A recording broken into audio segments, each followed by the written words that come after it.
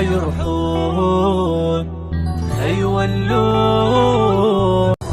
بعد ما عاتب احد على الوداعية اللي يريد يروح ابد ما لزم على جاية.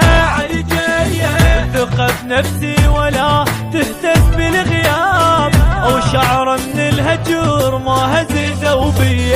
وحق الله بعد ما ندم على الراح ودا راح ترى ما نقضبت الدنيا. ولا يهمني ترى لي يروح ويغيب، لأن أدري أبد مو صافي لي. وحق الله بعد ما ندم على الراح بس من تفتر الدنيا يردون، وبجيهم